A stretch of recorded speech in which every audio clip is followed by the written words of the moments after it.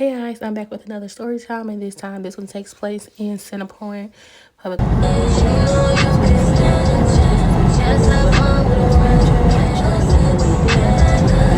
finally made it. This was like a quick little run through of like the outside and maybe going in. There's a nice little lot there. It's not too big. It's kind of like small, kind of like intimate, but spacious. Every department has its own. That was me again taking another little quick little picture. But then this is me with my road dog because she's kicked off spring break. That was me finally setting up my table. Took a picture with my table. Thanks, shout out to Kyra and Emily for getting this all set up. I appreciate you guys. I definitely had a great time, and I do love the fact that this story time went completely different. I got a chance. People actually bought copies, signed some copies, and the most favorite part that I love about this story time, opposed to the others I have done thus far, is the chance of the lady that was there. I did not get her name. Shout out to you. Sorry I didn't get your name, but I think they have like a writing camp or workshop with the girls that was there, and they came. And then she has she have an after school program anyway. But she wanted to open the floor up to there's some young ladies there that's a part of the writing group that she brought with her after school program, and she wanted to open the floor up to some questions, and their questions were very phenomenal. Even my kid asked some really great questions, and it just was nice to hear how they interacted so well. They did the clapping, the flamingo. They had questions like that's them doing the flamingo thing. Like it was really a great experience to hear how curious they were and how much they wanted to know, and they were really excited to be there. And they were actually like listening and participating, and that was like my first big kid cry outside of like my daughter's school. But overall, like Centerpoint Public Library, y'all did y'all thing. Thank you for the support. I thank you guys for having me, and I definitely enjoyed the experience and a chance to come out and hopefully inspire some young minds to be you guys' next upcoming best-selling author out there. So in these next few clips, you're going to just see a couple of pictures that was of me and the young ladies, and then are the questions that were asked of me. Jackson with us as this wonderful author. We are so excited to have her. But we don't always get an opportunity to actually meet a person that is actually the author of the book and that can tell us all these wonderful things about going into it. And so we talked about the writing process recently, correct? Mm-hmm. And what do we say? What's the author's job? The person that does what? Write the words. Write the words, okay. And the illustrator does what? Draw the words. Draw the pictures. Or help with the illustrations and pictures, okay? Sometimes they draw them, sometimes they find graphics or pictures to represent it, so it can come in a number of different ways. But while we have an author in the room with us, let's think about some questions that we might have. What's something that you always wanted to ask an author, a person that writes a book, or something you were thinking about when you did writing activities at school or when we did our writing activities at Learn, Grow, More? So think for a minute and see if you have a question. You wasn't there. Put your hand down. She can ask a question if you're okay with that. That's okay, fine. Camila, you have a question? Do you want to chew your Rice Krispie treat up first? I'll ask my question first. Okay. Can you tell us about how much time it took you to write one of your books? Oh, wow. Okay. It's kind of hard because let's say this is the most recent. So Walking Through the Ocean, it took longer than expected, first of all. So the writing process between the children's books for me, I can't speak for everybody, but mine is I write my story first. And then I basically write out what do I picture for each page to look like. Then I get in contact with my illustrator, send him my descriptions. And then he draws out illustrations, draws out sketches, actually, because before they become illustrations, they're first sketches. Okay. So I get to see the sketches first of basically from what he read. So you have to really be clear on your description. You can't just say, hey, I want a room with the books in it. You have to be you have to specify, like, I want a room that's white with books in it that has windows, or else you're going to get a white room with books, and that's not going to convey what you're looking for. Okay. So, probably the goal was more so maybe 6 months, but it really took like a year. Okay. because of the fact of you have to do like your rough drafting, your editing. And for children's book, the length is based on the illustrations, and you have to do sketches, then come back with illustrations to make sure everything co-aligns together. Okay. Wonderful. Yeah. Thank you. Gotta have patience for sure. So that definitely tells us that we're on the right path, that we started talking about the writing process. We jotted down some ideas. We had some conversation about what we could write about. So we didn't finish just yet, but it means that we're on the right track because our author tells us that it takes anywhere from 6 months to a year sometimes to write one of her books. So we're okay. That we haven't finished our story. We have time to keep working on it till we create our wonderful story that we come up with, okay? And to kind of tell in on that, you never want to rush. I also have an author's podcast where I interview other authors. And it's like there's no judgment. But I've had some authors tell me, oh, I wrote my book in a day. And it's like, for me, if you want to be truly authentic and have a story that's convenient to not just for your liking, but to appeal to others, it does take time.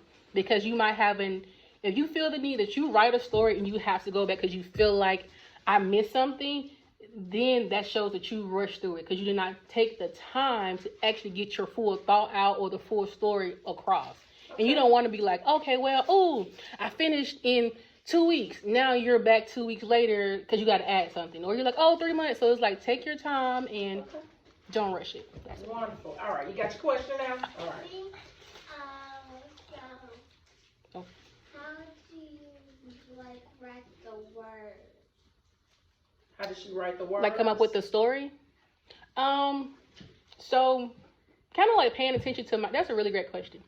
Excuse me. Paying attention to my surroundings. Excuse me. I've always been a very observative person.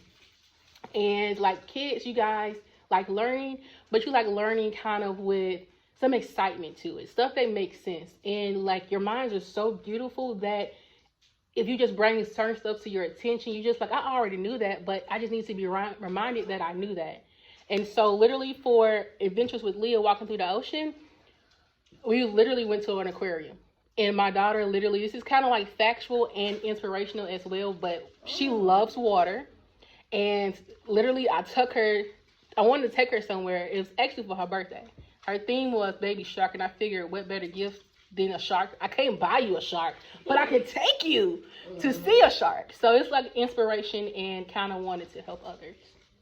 Awesome. I see y'all have your hands. Hold your question. It makes me think about when we were brainstorming that day about our ideas.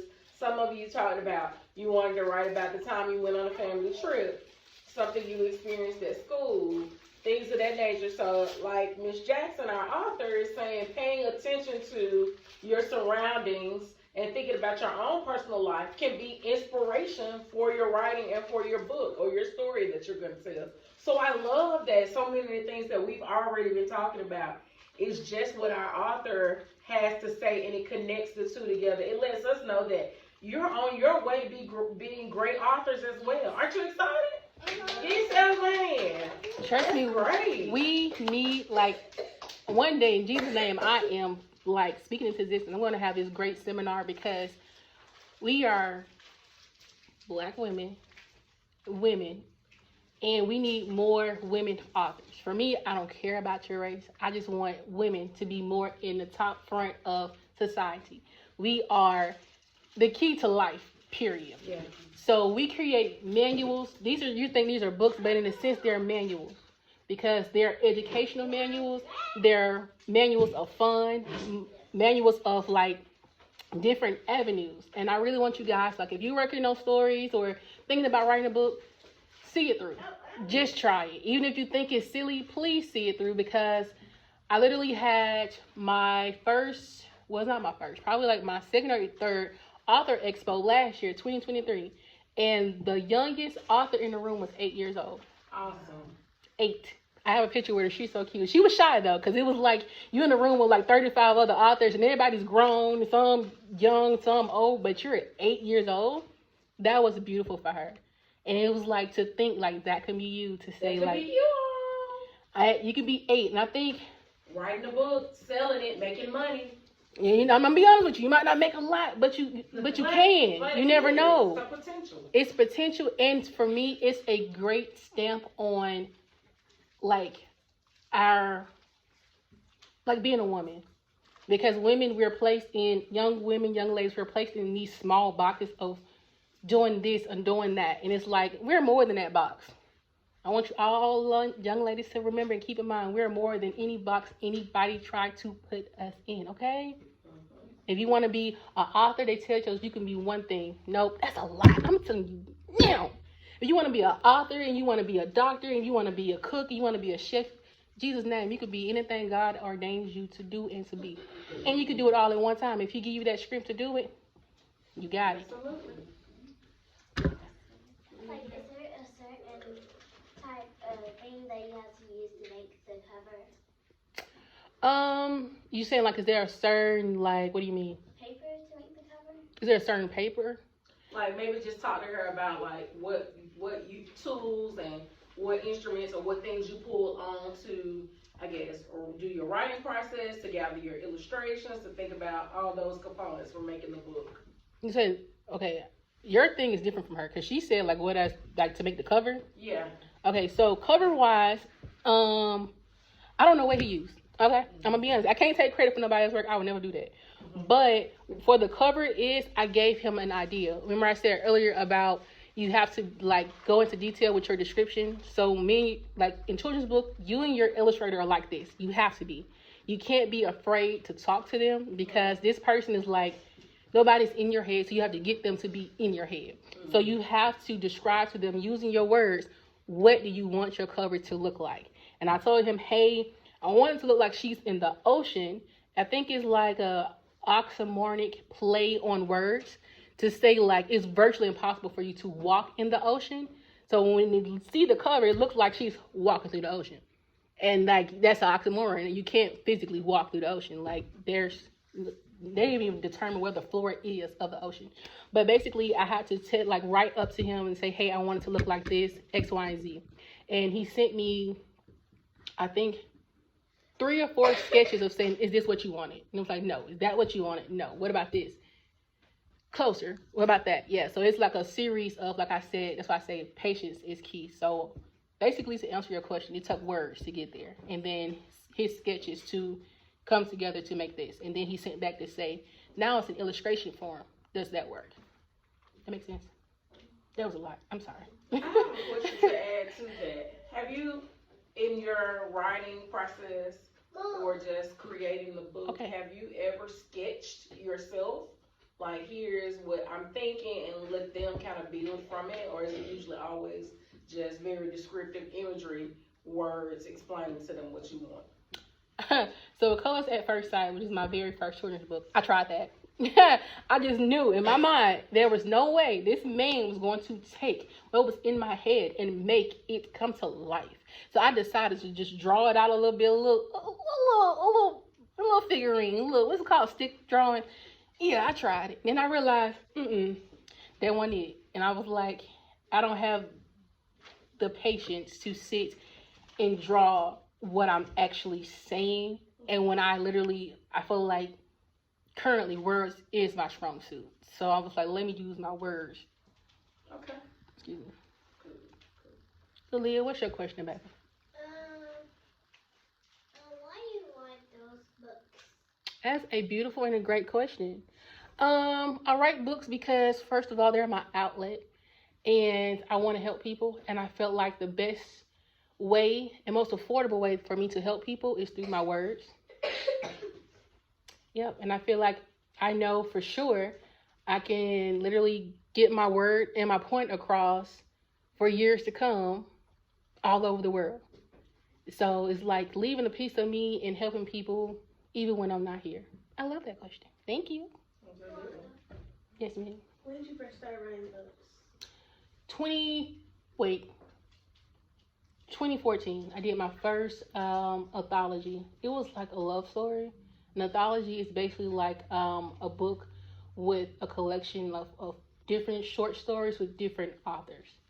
They're kind of not my favorite because it's like you kind of got to piggyback. You can either piggyback off somebody else what they started and you pick up, or it's just like different short stories. So it just was like you gotta flip through the book and like I'm on page 259. Like I don't like that. I want my like I just want But it was a cool experience. Will I ever do another anthology? Probably not. If you see me, you ever see one of my books and me in an anthology, just know somebody offer me a lot of money for that. Any more questions? No. Thank you for answering our questions. Let's give her a hand. And that concludes the questionnaire portion of my story time at Centerpoint. This is the lady right there in the middle that was like facilitating like the beginning of the questions, and those were the girls. And then on my way out, I was like, "Yo, is that me on y'all TV screen?" And it was like, "Yeah, like it's like a little save program thing." And I'm like, "I gotta get a picture of myself on y'all screen." And, anyway. But the questions were really great, and I had a great time at Centerpoint. And if you missed Homewood or Centerpoint, come see me in Fullerton on April 19th. All right, bye.